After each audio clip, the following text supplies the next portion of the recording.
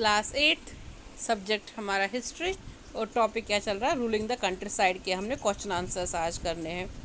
पहला क्वेश्चन है हमारा, मैच द फॉलोइंग। हम मैच कैसे, रोटरीज क्या होता है, मशाल क्या होता है, निंज क्या होता है और रोटरी, इनके साथ किसको, रोटरी इसको इसके साथ मैच करना है।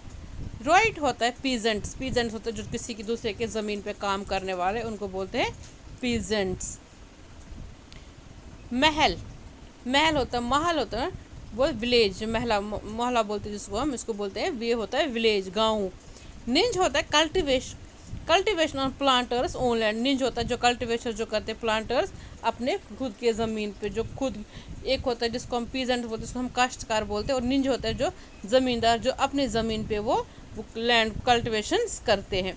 रोटरी हो जो cultivates on roads land, roads land means जो पीजेंट्स के लैंड पे जो कल्टीवेशन करे, दूसरों के ज़मीन पे वो कल्टीवेशन करे, उसको बोलते हैं rotary.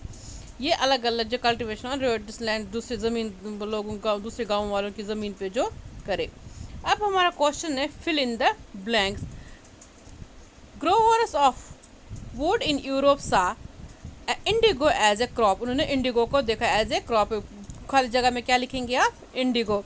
Which would provide competition to their earning, जो उसको कंपटीशन दे सकते हैं उनके अर्निंग्स को कमाने के लिए जो है।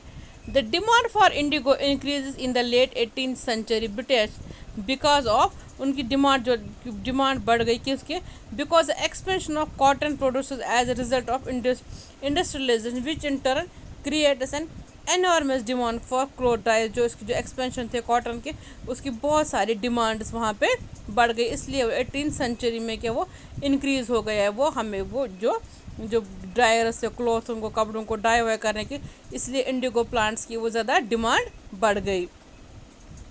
The international demand for Indigo was affected by the discovery of, जो इंडिगो प्लांट्स की डिस्कवरी किससे हुआ है, जब सिंथेटिक डाइस आए, उससे उनकी डिमांड को थोड़ा इफेक्ट पड़ गया। वरना उससे पहले वो ओरिजिनल डाई लगाते थे वो इंडिगो, जो उसके बाद उन वो सिंथेटिक में आया तो उसकी डिमांड पे इफेक्ट पड़ गया। जम्पेरमेंट movement was assign was again against was indigo planter. जो इंडिगो प्लांटर जो आपने देखा कि उनको डिमांड्स पूरी नहीं हो जाती थी, वो अपना वो रेवेन्यू वो पूरा नहीं दे सकते थे, उसके मूवमेंट को उसका असर पड़ा। हमारा तीसरा क्वेश्चन है, describe the main features of the permanent settlement. Main features of permanent settlement क्या थी। In order to get a stable revenue income, order हमें स्टेबल रेवेन्यू इनकम निकालने के लिए, most of the Indian company officials believe that investment in land had to be encourage. उन्होंने भरोसा किया, फैसला किया, जो हम इन्वेस्टमेंट है, जो पैसे ज़मीन पे लगाने के लिए, उसको हमें एनकरेज करना चाहिए, उसको बढ़ावा देना चाहिए। And agriculture had to be improve, agriculture को हमें बढ़ाना चाहिए। This lead to the introduction of permanent settlement in 1793। उसे परमानेंट सेटलमेंट, वहाँ पे इस जगह पे एक जगह लोग रहने लगे, परमानेंट सेटलमेंट हो गई उनकी एग्रीकल्चर से। By the terms of the settlement the rajas and the taluqdar were recognised as zamindar. जो सेटलमेंट से क्या वजह, जो राजा थे तलकीदार, उनको वहाँ का ज़मींदार बनाया गया। They were asked to collect rent from the peasant. उनको बोला कि पीजेंट से आप रेंट कलेक्ट करो, and pay revenue to the company, और उसको वो रेवेन्यू को कंपनी को पे करो।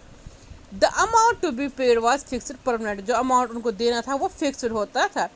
It was felt that this would ensure a regular flow of revenue into the company's coffers and the same time encourages the ज़मींदार to invest it's improving the land। उससे क्या होगा कि ज़मींदारों को कम पैसे, कंपनी को पैसे कंटिन्यू मिलते रहे, और ज़मींदारों को इन्वेस्ट वो करते रहे, इम्प्रूव करने चाहिए लैंड को, वो कर देंगे।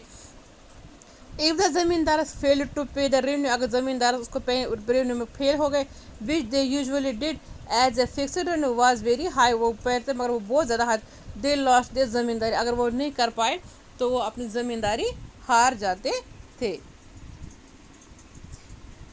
आगे क्वेश्चन कल करेंगे। Okay, thank you.